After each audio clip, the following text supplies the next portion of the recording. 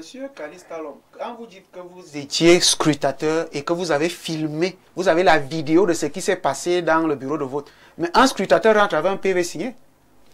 Là, je ne sais pas. Il y a différence entre scrutateur et représentant d'un parti. D'un parti politique. Oui. Qu'il soit représentant ou scrutateur, il devait au moins avoir un PV. Et non la vidéo. De parler de la vidéo. La vidéo, vraiment, je ne sais pas à quoi ça... Alors, sur ce point, Timothée. Il ne faudrait pas que nous faisions de la fuite en avant. Le code électoral camerounais n'a pas intégré les NTIC. Donc, votre vidéo n'est pas un élément juridique. Parce que pour pouvoir l'utiliser au niveau du tribunal, il faudra l'authentifier. Il faudra que ceux que vous avez filmés contre leur consentement acceptent qu'on montre les images. Donc, vous voyez toute la difficulté que vous avez créée en prenant une vidéo. Ce que vous auriez pu faire est que, sur la base de l'article 56, qui oblige le président du bureau de vote à prendre parmi les votants quelqu'un qui sait lire et écrire pour remplacer un parti politique qui n'a pas de représentant, vous auriez pu vous constituer en représentant d'un parti politique absent et ainsi obtenir un PV avec lequel vous auriez pu vous faire valoir. Bien qu'il faut le dire, le contentieux constitutionnel n'admet pas les tiers.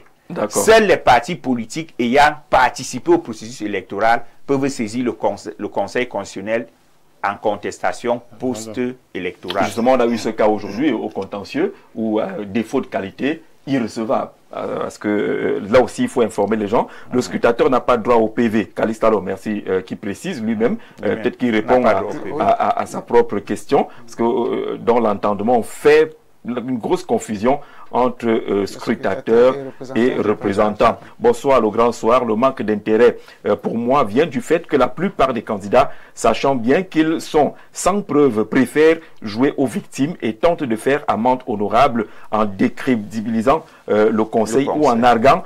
C'est une excroissance du RDPC. Il pense que c'est des faux prétextes. Alassane Oona qui répond, qui envoie sa contribution. Oui, Bertrand. Jean-Jacques, je pense que c'était sur le même plateau ici. Nous avons échangé sur le thème les clés de la transparence pour l'élection présidentielle. Et ce jour-là, j'avais dit, c'est Elekam qui doit faire son travail. Le Conseil constitutionnel ne statue que sur la lettre, c'est vrai. Le Conseil constitutionnel reçoit des documents et lit. Tout commence au niveau du bureau de vote. Et je dis, Jean-Jacques, je ne vais pas trop parler parce que je suis astreint à un certain droit de réserve en tant que fonctionnaire. Ça, c'est dans les textes. Donc, je ne vais pas trop entrer. Ça, c'est les malins. Ça, c'est les malins. Là, vous êtes analyste sociopolitique. Oui, vous n'êtes pas fonctionnaire. Mais Jean-Jacques, vous voyez, je ne comprends pas comment Elekam peut prendre les bulletins. Elekam prend les cartes d'électeurs et remet ces cartes d'électeurs à un certain parti politique. Vous voyez, Jean-Jacques, et au verso des cartes d'électeurs, il y a les numéros de téléphone. Moi, j'ai vécu une scène pareille où un individu contactait des gens que venez. Et des gens qui arrivaient au centre de vote disaient que on m'a appelé tout à l'heure que ma carte est ici. Mais il n'a pas sa carte. C'est-à-dire, il se dirige d'abord, on dit, va à l'antenne communale. Il arrive là-bas, on dit, il n'y a pas ta carte. Mais la carte est détenue par des individus. Vous voyez que ce n'est pas normal. D'autres qui étaient sensibles, on pouvait peut-être les corrompre avec de l'argent. Ça, ce sont des situations qu'on a vécues. Jean-Jacques, vous voyez, c'est à la base, c'est Elekam qui n'a pas fait son travail, ou qui ne fait pas bien son travail. Il n'a pas bien fait son travail. Vous vous êtes inscrit, on vous a pas remis votre carte. Jean-Jacques, je dis encore que... Vous ne l'avez pas trouvé. Jean-Jacques, c'est vrai qu'on n'est pas exactement sur le cas Elekam, mais allez-y, peut-être que ça peut permettre de comprendre. Jean-Jacques, c'est pas là que tout commence. Parce que lorsque la base est faussée déjà, le Conseil constitutionnel reçoit des documents, puis il y a une commission nationale qui a siégé et qui transmet seulement, et le Conseil lit seulement. Donc tout commence à partir des bureaux de vote. Lorsque le président du bureau de vote prend le parti d'un X. En faisant comment? En faisant comment?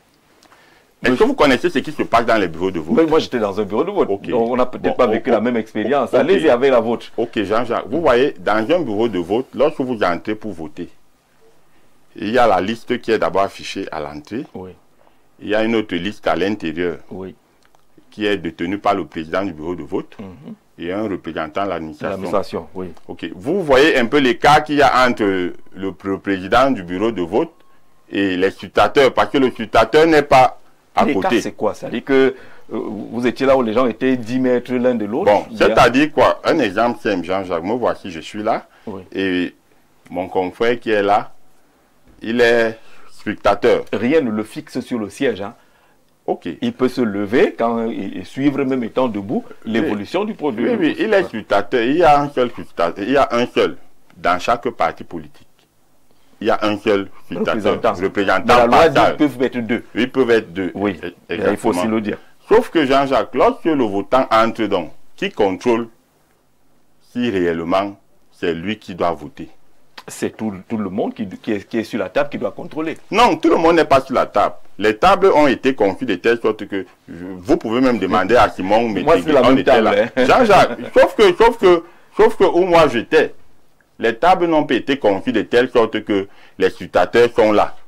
Est-ce que vous voyez un peu, les scrutateurs étaient en face. Le représentant du parti. Oui, le représentant du parti. Formellement mandaté par le parti. Exactement, il était en face et c'est le président du bureau de vote qui prenait la carte d'identité ou la carte d'électeur et consultait le numéro. Vous voyez donc, je peux entrer. Je peux entrer. J'ai une carte qui ne porte pas mon visage. Il suffit seulement que... Là, c'est un cas d'école. Non, Jean-Jacques, je vous dis, Jean-Jacques, vous savez... C'est un cas d'école. Il faut qu'on avance. Oui, Jean-Jacques, ce que j'ai dit est réel. Quoi de précis? Depuis là, je cherche un élément précis pour qu'on avance. Lorsque le votant entre, oui, allez-y, avec la carte, moi, si je suis de connivence avec le votant, ou bien qu'il vient voter qui? Non, attention, le votant a déjà, Jean-Jacques quand même, le votant a déjà été travaillé à l'extérieur. Le votant a déjà été... Le président du bureau de vote. Oui, le président du bureau de vote. Il laisse. Je vous prends un cas simple. Non, allez-y sur le cas, là, vous n'avez pas encore achevé. Oui, mais Jean-Jacques, il vient donc, il vous présente sa carte. Le représentant du parti politique, lui, se dit que le jeu est normal et c'est la personne là. Mais c'est une autre personne plutôt qui est sur la carte d'électeur qui vote. On en a attrapé des gens comme ça. Donc je ne vous parle pas sur des trucs que peut-être je suis en train d'inventer et tout ça. D'accord. Et c'est ça qui fait mal. Est-ce qu'on peut revenir au contentieux post-électoral, le temps d'accueillir Rodrigue Mentouga? Vous êtes un auteur, vous êtes analyste sociopolitique. Bonsoir et bienvenue. Bonsoir Jean-Jacques, bonsoir à mes co-discutants, bonsoir aux nombreux téléspectateurs d'Info TV. Très heureux d'être des vôtres ce soir. D'accord, la question est déjà posée. Dans le contentieux post-électoral, on a noté que par rapport à 2018, il y a eu très peu de recours. Comment est-ce que vous lisez cela? À deux niveaux déjà, vous parlez d'un manque d'intérêt. Ce manque d'intérêt peut se lire à la fois au niveau de ceux-là qui ont pris part à la compétition, qui étaient candidats à la présidentielle, et même auprès des téléspectateurs, de ceux qui, par le passé, vous avez vu en 2018, quand même, il y avait eu une forte audience, des gens qui étaient vraiment scotchés devant le petit écran, qui voulaient suivre de bout en bout ce qui allait se dire de ce côté-là. Mais cette année, vous vous rendez bien vite compte que cela n'intéresse pas grand monde. Déjà parce que ceux des candidats même qui ont introduit des recours, il y a eu une sorte de trop de pédalage pour le cas. Vous avez vu, voilà, en l'occurrence, le candidat Cabral Libi, Joshua aussi. Donc, à un moment donné, il est tout à fait normal, si vos candidats, eux déjà, n'y vont plus, pour nous autres citoyens qui suivons de très près cette actualité politique, il est normal que pour ceux dont les candidats n'y sont pas allés, qui ne soient pas intéressés. Mais maintenant, les candidats, je crois que ce qui se vit cette année dans notre pays est assez remarquable. Nous sommes à un moment décisif de notre histoire. Parce que j'ai entendu mon copanéliste revenir un peu peut-être sur des petits dysfonctionnements qu'il y aurait eu au niveau du processus en lui-même. Voilà, il se plaignait de quelques dérapages au sein de son bureau de vote. Moi, j'aimerais quand même dire à ce niveau que j'ai voté. Vous voyez, jusque-là, j'ai toujours l'encre indélébile qui est toujours là. Voilà, moi, j'ai voté et je dois dire que dans le bureau de vote où moi j'étais, les choses se sont plutôt bien passées. je suis arrivé détenteur de ma carte d'identité parce que je vois très mal comment quelqu'un pourrait arriver avec une carte d'identité qui n'est pas la sienne et puis voter. Voilà, sachant derrière aussi que on y appose voilà son empreinte. Bon, après, voilà. Donc après, j'ai pas été dans tous les bureaux, mais si je m'en tiens qu'à mon bureau de vote, je pense que jusque là, tout s'est déroulé dans les règles de l'art. Bon, maintenant, je crois que ce qui semble poser problème, c'est ce qui se passe après les élections, c'est-à-dire une fois qu'on l'a fait et qu'on a même participé au dépouillement. Voilà. Donc maintenant, entre les résultats que nous avons et ceux que nous retrouvons au niveau des commissions à la fois départementales et puis nationales, il semblerait que c'est là où il y a un véritable litige et c'est ce qui a pu justifier que le candidat qui actuellement fait la une de tous les journaux, Issa Tiroma Bakari, pour ne pas le citer, a choisi lui de ne pas aller au niveau du Conseil constitutionnel, estimant que de ce côté, de toutes les manières, les dés étaient pipés et c'est tout à fait normal puisque dès l'instant qu'il est dit que seul le procès verbal d'Elekam fait foi et que déjà vous n'êtes pas d'accord avec le procès verbal d'Elekam, à quel moment est-ce que vous n'êtes pas d'accord? Parce qu'il y a une commission départementale avant la commission nationale de recensement des votes, là où vous êtes représenté. Il y a même d'abord la commission locale. Oui, locale. À quel moment vous n'êtes pas d'accord et comment avez-vous manifesté ce désaccord? Est-ce que c'est un peu cela? Est-ce que subitement on arrive au niveau du contentieux, on dit on n'est plus d'accord? Il y a quand même des étapes qui appellent à ce que vous soyez représenté, même si vous n'avez pas été dans le bureau de vote directement. Oui. Alors Jean-Jacques, moi je voudrais dire en ce soir où beaucoup nous écoutent, surtout pour vous autres journalistes qui avez la lourde responsabilité d'informer et d'éduquer les masses. Vous êtes au cœur de l'histoire et la tournure que prendront les événements dépendra également du traitement que vous allez réserver à l'information. Parce que si nous continuons à faire dans le déni, voyez-vous, je vous assure, nous marchons sur des braises. C'est quoi le déni? Le déni ici, comment? À quel moment? Alors, vous avez des candidats qui vous démontrent par A plus B comment est-ce qu'il est possible de frauder sur la base des procès-verbaux de l'ECAM, dans la mesure où seules la première et la quatrième de couverture, voilà, ont les signatures des scrutateurs. Voyez-vous? Donc, les pages intérieures qui comportent des résultats peuvent facilement être changées sans qu'on ne le sache. Donc, à ce niveau, la fraude est tout à fait possible. Alors, c'est ce qui est étonnant. Oui.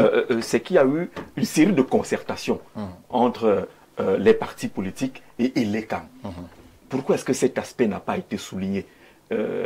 L'aspect des procès-verbaux, le PV a 8 pages. Mais il vous souvient... Pourquoi est-ce qu'à ce niveau-là, mais je crois quand même qu'il y a eu beaucoup de concertations pour améliorer et tout le monde venait et participait, on avançait. Pourquoi est-ce qu'à ce niveau on n'a pas soulevé ce genre j'allais quand même, c'est un élément très important. Oui, mais il vous souvient que Madame le maire de Fumban, voilà, donc candidate également à cette même présidentielle, avait signalé au chef de l'État lors de la cérémonie du 20 mai, je crois, au palais de l'Unité. Avoir introduit un courrier sur le code électoral. Voilà, tout à fait. Il y a le code électoral, mais le procès verbal ne relève pas. C'est pour dire qu'en réalité, si déjà une plateforme a été mise en place par un certain nombre de partis politiques et qu'une suite favorable n'y a pas été réservée, ce ne sont pas les procès-verbaux des LECAM qui allaient être changés à la veille. Si on arrive à cette conclusion sans avoir introduit le problème, si déjà au niveau du... Il y a beaucoup de choses qu'on a améliorées avec l'ECAM. Mais si déjà au niveau dans le cadre des concertations entre l'ECAM et les partis politiques,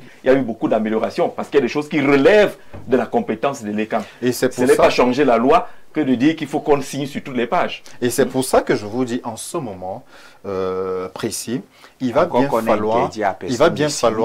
falloir que c'est pas prévu, les signatures à l'intérieur ne sont pas prévues. Et c'est pas interdit aussi. Oui, mais il va bien falloir. Et quand on signe ou qu'on ne signe pas de toutes les manières, à la fin, rien n'attestera de ce que vous avez peut-être griffé les pages intérieures. Mais moi, je suis en train de vous dire, ce qui se vit au Conseil constitutionnel, c'est ce qui se vit exactement au niveau de l'ECAM. Vous comprenez clairement qu'aujourd'hui, les citoyens ont perdu toute confiance en leurs institutions. C'est-à-dire que l'ECAM aujourd'hui est à refondre, au même titre que le Conseil constitutionnel qui finalement, on ne sait même pas à quoi il nous sert, puisque de toutes les manières, nous ici, nous avons déjà quasiment les résultats qui nous sont parvenus de la Commission nationale de recensement des votes. Nous savons déjà, voilà, il y a eu des fuites, voilà. Moi je ne les ai pas. Avons accès aux mêmes documents qui circulent. Ce que je vois circuler là, pour moi, c'est pas les résultats. Il faut que les gens soient dans cet état d'esprit. Oui, tout à fait. Mais ce qui circule là, c'est pas les résultats. Voilà, bon, heureusement. Parce que chacun a sa copie.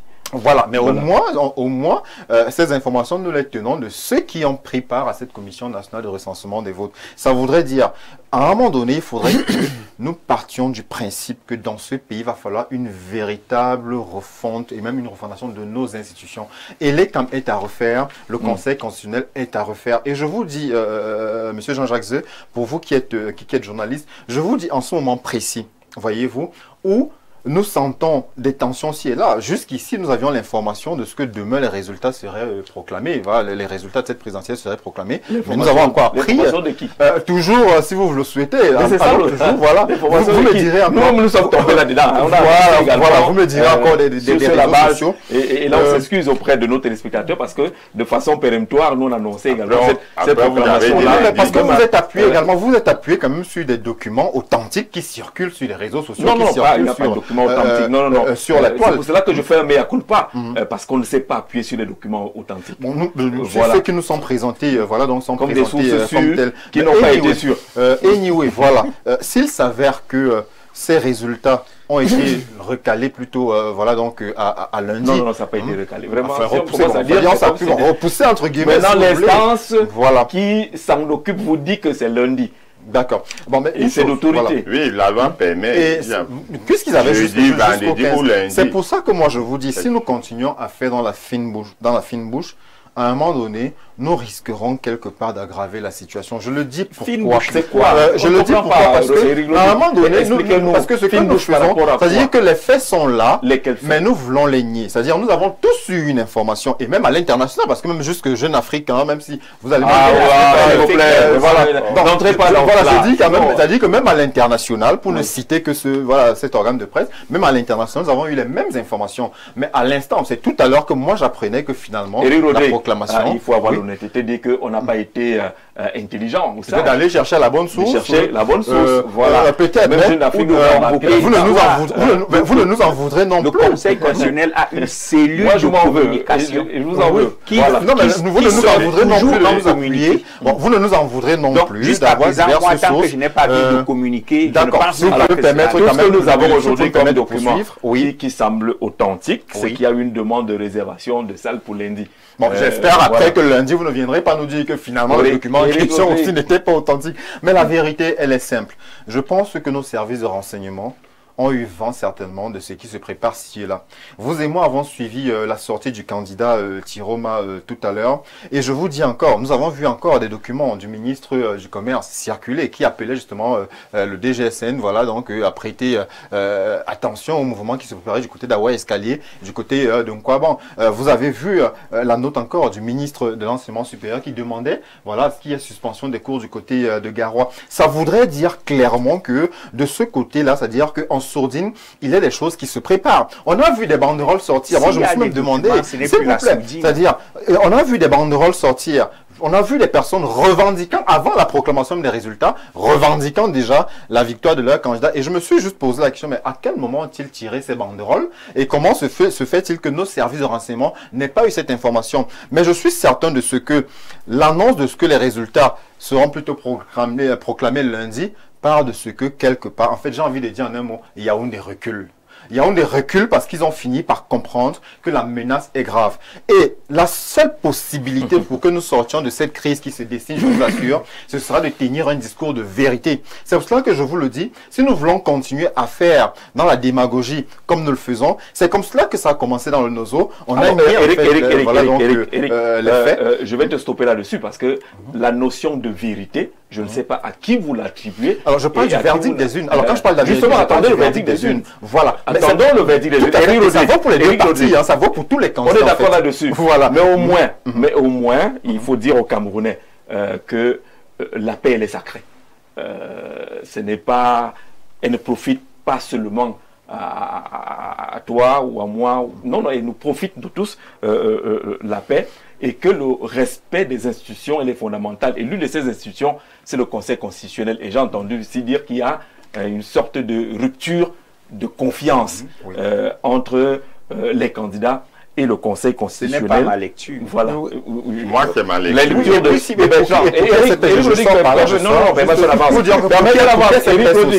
Vous allez revenir. Non, c'est pas vous qui donnez les gages de la paix. C'est pas vous qui détenez la paix ou les sécurités. Oui, Jean-Jacques, je tenais déjà à revenir sur quelque chose qui a été dit tout à l'heure. Le Conseil constitutionnel, il y a déjà ce manque d'intérêt aussi. Parce que la politique au Cameroun a été, je vais créer un terme, bantourisée. Parce que chez les Bantous, on ne remplace pas un chef, on succède à un chef.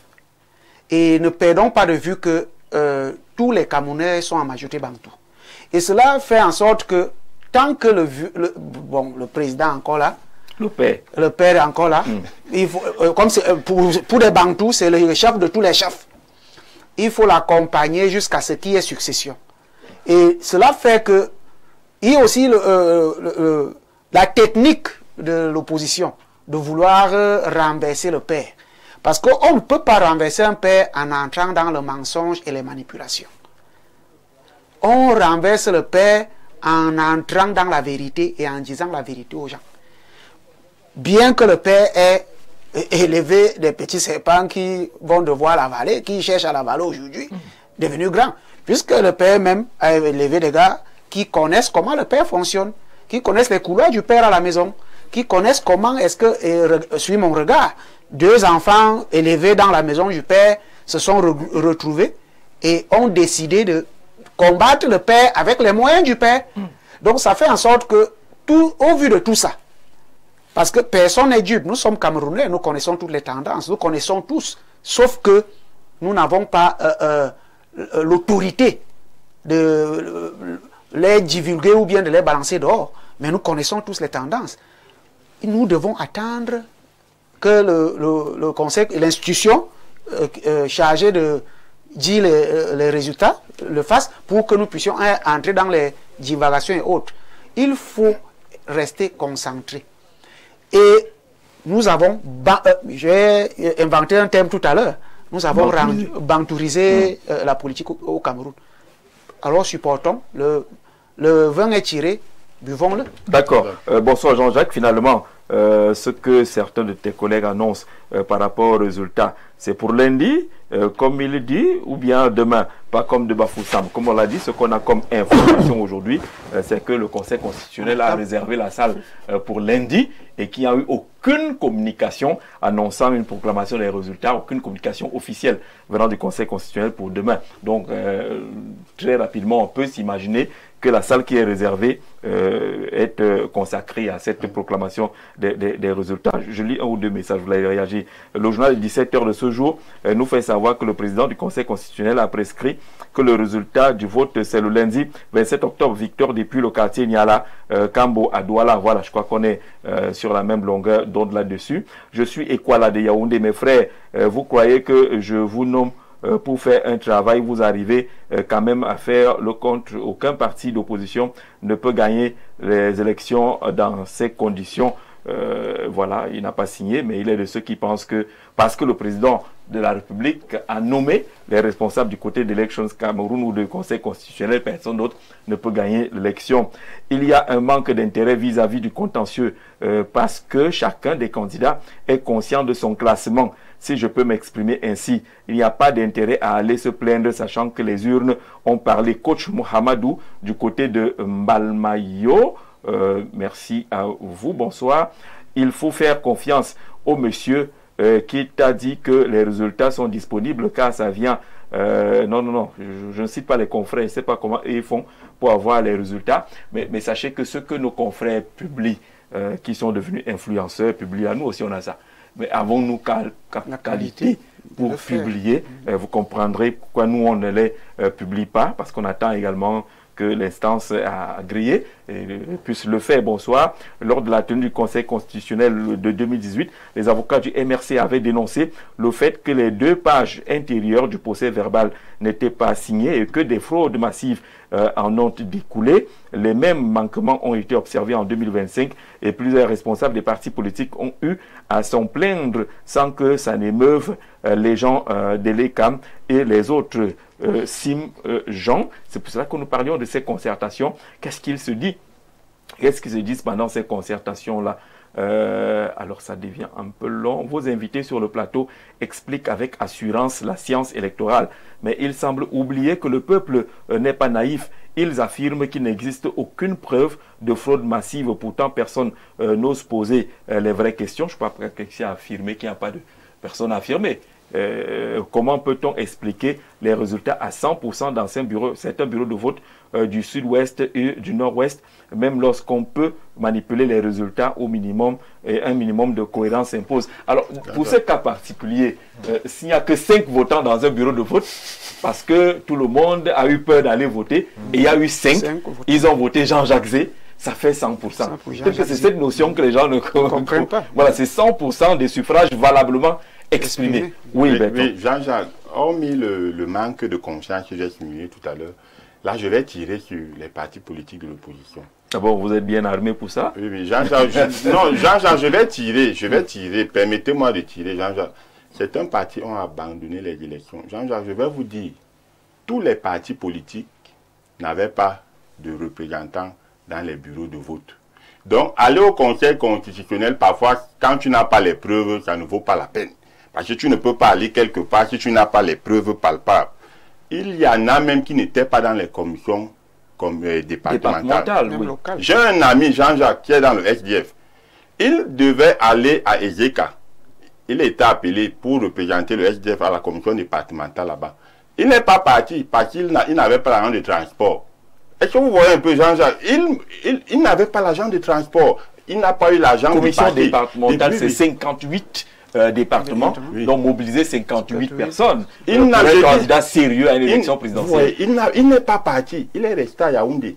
Vous voyez donc, est-ce que vous pouvez donc voir ce parti aller au Conseil constitutionnel? Tu n'étais pas dans la commission départementale, tu n'as pas siégé. C'est le commérage que tu vas aller faire là-bas au Conseil constitutionnel. Donc, il y a ce désistement-là aussi des partis politiques. C'est pourquoi moi je tire sur ces partis-là. Donc, si aujourd'hui, un parti qui porte la lettre R a les représentants dans tous les bureaux de vote et est capable d'aller au Conseil constitutionnel, défendre son vote, moi je ne peux pas condamner ce parti. Aux autres partis aussi de s'arrimer à cette règle-là. La politique, ce sont les moyens. Tu ne peux pas vouloir être président de la République si tu n'investis pas de l'argent, si tu ne recrutes pas des gens pour surveiller les votes partout. Tu te concentres seulement sur ta région. Tu ne peux pas. Tu vas aller faire qu'au Conseil constitutionnel. C'est du pur commérage. D'accord, bonsoir à vous. Les panélistes, dites au monsieur en veste grise là que la problématique ne se trouve pas au niveau de la réforme des institutions, mais la révision des mentalités des situations camerounaises. Le président Obama disait que l'on peut avoir les meilleures institutions au monde, mais si à la tête de cette institution, on n'a pas des hommes capables et intègres, elle est vide de sens, dit cet intervenant. On parle de néologisme lorsqu'on crée ou invente un mot. Léon Amouleme l'a inventé, bantourisé, non? Est-ce que ce n'est pas un néologisme de ce côté-là? Bonsoir à vous en studio, très belle thématique Jean-Jacques. C'est vrai que votre invité vous dit que même RFI a annoncé ce matin que la proclamation des résultats de la présidentielle aura demain. Alors RFI s'est gouré. Voilà, il n'y a pas deux façons de l'indiquer. On s'est tous précipités sans attendre qui de droit. Bonsoir. Je voulais juste vous dire que j'apprécie votre travail. Moi, c'est Viviane depuis Marois. Alors, Viviane, j'aime bien le prénom aussi, depuis Marois. Oui, permettez-moi d'être fier aussi. C'est pas la même. C'est pas celle de presse. Il y a d'abord, on va suivre l'autre. Il y a d'abord Timothée Somba qui va réagir. Il a écouté beaucoup de cela. Désistement aussi. On a entendu certains messages parce qu'on n'a certainement pas les éléments. Et on ne voudrait pas aller se faire humilier devant le Conseil constitutionnel parce que beaucoup semblent jusqu'à présent ne pas maîtriser le rôle du Conseil constitutionnel dans le processus? Justement, l'article 137 du Code électoral dit que le Conseil constitutionnel arrête et proclame les résultats. Dans l'expression arrêter, il y a la validation, il y a la consolidation. Ça veut dire qu'au niveau des commissions départementales, tout n'est pas fait.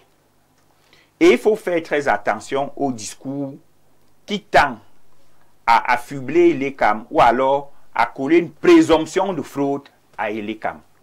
Et l'ECAM n'est pas sa première élection, à ce que je sache. En 2018, il y a eu élection. Pourquoi on oublie tout ce qui s'est passé en 2018 et les gens se comportent comme s'ils découvraient l'élection aujourd'hui? Moi, si je suis membre d'un bureau de vote et je sais que l'intercalaire n'a pas prévu d'espace de signature, moi, je vais signer. Parce que la loi ne m'interdit pas de signer les pages intercalaires. Mais il faut que les gens aient un minimum de culture juridique et de culture politique. Ce qui n'est pas interdit par la loi est permis. C'est un principe général de droit que les gens doivent connaître. Mais les partis politiques ne forment pas leurs représentants. Les partis politiques ne forment pas leurs militants parce qu'à un moment donné, ils veulent juste les entretenir dans un conditionnement. Beaucoup de partis politiques, même celui qui s'auto-proclame vainqueur, n'a pas de PV, n'a pas les preuves de la victoire qu'il revendique aujourd'hui. C'est la raison pour laquelle il ne pouvait pas aller au Conseil constitutionnel. C'est la raison pour laquelle il était muet lors des commissions départementales, des commissions locales et départementales, où il a été représenté partout. Maintenant, il faut qu'on fasse attention aux anecdotes. Et c'est le piège dans lequel tombent les hommes politiques. Vous venez avec vos anecdotes. Ce sont vos anecdotes. Comment vous allez prouver que tout ce que vous avez dit est vrai? Que j'étais dans un bureau de vote, ça s'est mal passé ou ça s'est bien passé. C'est votre histoire qui n'est vraie que dans votre esprit. Parce qu'une fois qu'on va devant le juge, ce n'est plus une histoire d'anecdote. Et c'est pour ça que beaucoup de requêtes sont irrecevables. Parce que les gens amènent les anecdotes devant le juge. Le droit processuel repose uniquement sur la preuve, l'élément de preuve. Est-ce que les gens ont appris à comprendre la preuve en matière électorale? Ils ne recrutent pas les experts pour se faire former. Ils prennent des avocats de droit civil. Je vois au Conseil constitutionnel, je vois un pénaliste qui vient défendre un candidat à l'élection présidentielle. Mais bon Dieu, entre le droit pénal et le droit constitutionnel, c'est un océan en termes de science. Mais vous les voyez là, des avocats spécialisés en matière de divorce qui sont derrière les candidats. Qu'est-ce que vous avez à faire entre le divorce, électoral et le droit constitutionnel? Non, il y a cette immaturité et ce manque d'humilité. Les experts en question électorale sont là. Là, il va évoquer tout à l'heure la mauvaise préparation des candidats. Une préparation à tous les niveaux. C'est à tous les niveaux. Prenez par exemple, aujourd'hui, on dit PV, PV, PV. On fait un fétichisme sur les PV. Et pourtant, l'article 56 résout la question des PV. Parce que l'ECAM est obligé. Le verbe qui est utilisé par le législateur, c'est le président du bureau de vote doit. Est-ce que ceux qui sont dans les bureaux de vote savent qu'il y a ce qu'on appelle la police du bureau de vote? Dès que vous arrivez le matin à 7 h, le président du bureau de vote doit vous lire la police du bureau de vote. Expliquer à chacun quel est son rôle. Est-ce que ça s'est fait? Lui-même, il ne fait pas. Voilà, il y a ce problème. On prend des enseignants d'histoire et autres, il est comme si une convention avec les syndicats, et ils sont les représentants des bureaux de vote partout. Et c'était même une erreur de l'ECAM. Oui. Parce que plusieurs syndicats avaient déjà choisi un candidat. Quand vous prenez donc des enseignants qui ont déjà prêté allégeance à un candidat et vous les mettez dans les bureaux de vote, vous pensez qu'ils vont faire quoi? Ils vont favoriser leur candidat. Donc, il y a ce problème qu'il faut résoudre. J'ai coutume Parce qu'il faut dire que l'ECAM n'a pas d'agent sur le terrain. Au niveau des bureaux de vote, l'ECAM est allé chercher les enseignants, quelques fonctionnaires, la société civile, voilà, pour désigner. Qui eux-mêmes ne maîtrisent pas le code électoral. On parle quand même d'un texte qui a plus de 287 articles. C'est humainement très difficile de maîtriser tout le code électoral. D'où le nécessaire recours aux experts. Et vous avez posé une très bonne question. Il y a eu moult séances de concertation entre l'ECAM et les partis politiques. Mais qu'est-ce que ces gens allaient faire là-bas? Est-ce qu'ils ont posé les vrais problèmes? Le financement. Première question. Premier problème. Est-ce qu'ils ont posé les vrais problèmes financement à des partis politiques? Non. Et moi, j'estime qu'il n'y a pas manque d'intérêt. Non. Il y a plutôt l'implacabilité de la réalité qui nous rattrape. Une élection est une autre. Observez bien que ceux qui ont acté le désistement d'instance ne sont pas des novices. C'est Cabral Libye, deuxième présidentiel. C'est Joshua aussi, deuxième présidentiel. Au moins, savent déjà comment ça se passe. On a vu Mama Tomaino qui allait se battre pour aller jusqu'au bout de sa monstration, pour montrer qu'elle n'est pas venue là pour rien. On a vu des autres, les Beaufort qui venaient. Comment fais-tu pour être président de parti politique, mais ignorer que si tu n'as pas participé au processus électoral en tant que parti ayant investi, tu n'as pas droit d'ester. Donc, on a beaucoup de charlatanisme dans cette affaire et rapidement, les gens se défaussent dans l'auto-victimation. On dit irrecevable, les gens disent que ce n'est que la seule chose que le mais c'est ce qu'il faut dire, malheureusement. Vous êtes irrecevable, vous êtes non fondé. Il y a l'incompétence, comme celui qui a dit que c'est Dieu qui l'a inspiré. Clément Atana a dit qu'il n'est pas compétent pour connaître des requêtes divines. Il n'a pas la révélation. Donc, il faut que les Camerounais comprennent. D'accord. Comme le disait Jacques Chirac, la politique est un métier. On ne fait pas la politique à mi-temps. On la fait à plein temps. Et politique marche avec le droit politique. C'est-à-dire le droit constitutionnel. En matière électorale, c'est le droit électoral. Si vous êtes boulanger le matin et politicien le soir, vous n'aurez pas le temps de tout maîtriser. Vous allez finir par confondre le droit commercial. C'est très important que les gens cessent d'anecdotiser. Alors vous dites que ce n'est pas un désintérêt, mais c'est juste que la démarche paraissait aventureuse pour ceux qui... La démarche qui paraît aventureuse et qui traduit l'excellence du processus. Parce que beaucoup commencent enfin à comprendre le processus et ne veulent pas aller se couvrir de ridicule au Conseil constitutionnel. Surtout que beaucoup attendaient qu'il soit encore télédiffusé comme en 2018. Le show. Pour faire le show et peut-être pas... mais ça nous manque un peu. Se couvrir de froid. Mais on a aimé ça en 2018. Qui viennent uniquement pour insulter les autres. On a aimé ça. On regarde avec les enfants, ils viennent insulter le chef de l'État, ils viennent s'insulter entre eux. Ce n'est plus attrayant. Ce n'est plus attrayant à ce niveau. Donc, il y a beaucoup d'immaturité politique, il y a beaucoup de mauvaise foi. Et maintenant, il y a les enjeux. Le FSNC, fort de tous ces faits, je préfère les qualifier de faits, savait très bien qu'il ne peut pas mettre Pierre Yaoundé en ce moment. Parce que s'il met Pierre Yaoundé, il sera coffré. Cabral Libye qui retire son recours, entre autres raisons non expliquées au Cameroun. On ne dira pas que Issa Tirouma ne peut pas mettre les pieds à Yaoundé. Si il se lève maintenant, il vient à Yaoundé. On n'est pas à ce niveau-là quand même. Et puis on n'a pas qualité. On n'a pas qualité à dire qui sera radié. Voilà. Vraiment. Parlons du contentieux. Parlons du contentieux. Ils ne sont pas allés au contentieux. Peut-être parce qu'ils n'avaient pas d'éléments, ou alors, comme ils le disent, ils n'ont rien à aller faire avant parce qu'ils savent qu'ils vont gagner. Lorsqu'on mène parce que Garoua n'est pas aussi le type d'activité qu'il a mené, je vais même laisser son déplacement. Oui, lorsqu'on mène le type d'activité qu'il a mené, vous avez observé que nulle part dans ses déclarations, il n'a montré ne serait-ce qu'un PV. Oui, là c'est un fait. Aucun PV présenté. Mais il y a un calcul, ils disent que s'ils ont gagné dans 18 grands départements sur 58 par projection... C'est un calcul faussé. C'est bien parce que nous avons des enseignants ici. Pourquoi? Le taux de participation est un indicateur incontournable dans le calcul. Si vous avez un département de 1000 électeurs avec un taux de participation de 20%, celui qui a un département de 300 électeurs avec un taux de participation de 100%, vous égalise. Donc, ce calcul par département est un calcul mensonger. Il faut que les téléspectateurs le comprennent. Ce qu'il faut, c'est que venez avec vos PV. Ces avocats sont en train de le proclamer vainqueur à Paris. Moi, je ne savais pas que c'est les conseils des gens qui les proclament vainqueurs de la présidentielle au Cameroun et à Paris. Certainement, va prêter serment par vidéoconférence. À la place de la République. Donc, l'honnêteté, je vais sortir par là. L'honnêteté aurait voulu que ces leaders de partis politiques qui contestent organisent par exemple un point de presse et présentent ne serait-ce que l'échantillon de leur PV de bureau de vote, en montrant aussi les PV les 108 PV des commissions locales et les 58 PV des commissions départementales pour prendre le peuple à témoin, en disant voici nos PV. Ils n'ont pas besoin de 31 000 PV, juste un échantillon de... Bon, on dit que lui il a 1700 PV, juste un échantillon de ces 500 PV Ça suffit. Déjà. Si j'ai 500 éléments constitutifs de falsification, mais le peuple sera avec vous. D'accord. Oh, on a 0 document présenté, mais on revendique une victoire. Et on commence à faire les réminiscences, on commence à faire de l'archéologie de la gouvernance au Cameroun pour dire il y avait telle chose, il y a telle vengeance et autres. Là, on n'est plus dans l'élection. D'accord, merci Timothée.